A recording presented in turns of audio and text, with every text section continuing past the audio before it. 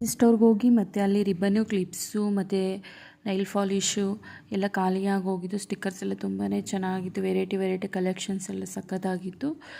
Vijayanagara shopping street shopping ತುಂಬಾ amazing ಆಗಿತ್ತು. ಒಂದ್ಸಲ ನೀವು ಭೇಟಿ ಮಾಡಿ. ಮತ್ತು ಅವನು ಐಸ್ ಕ್ರೀಮ್ ತಿನ್ನಬೇಕಂತ ಹಠ ಮಾಡ್ತಿದ್ದ. ಐಸ್ ಪೋರ್ಟ್ಗೆ ಹೋಗಿ ಐಸ್ ಕ್ರೀಮ್ ಎಲ್ಲ ತಿಂದು ಮತ್ತು ಅದನ್ನೆಲ್ಲ ಎಂಜಾಯ್ ಮಾಡ್ತಾಯಿದ್ದ.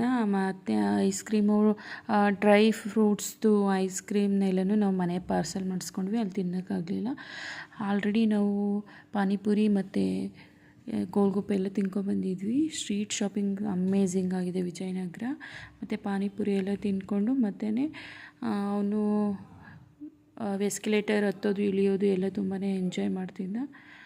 ಹಾಗೆ ಐಸ್ ಕ್ರೀಮ್ ಪಾರ್ಸೆಲ್ ಮಾಡಿಸ್ಕೊಬಂದಿದ್ವಲ್ಲ, ಆಗ ಮನೆಗೆ ಬಂದು ಅದನ್ನು ತಿಂದ. ಅವನು ಎಂಜಾಯ್ ಮಾಡಿಕೊಂಡು ಅಮೇಝಿಂಗ್ ಆಗಿತ್ತು ಶಾಪಿಂಗ್. ಹಾಗೆ ಕೇಕಿಗೂ ಆರ್ಡ್ರು ಕೂಡ ಕೊಟ್ಬಿಟ್ಟು ಬಂದಿದ್ದೀವಿ.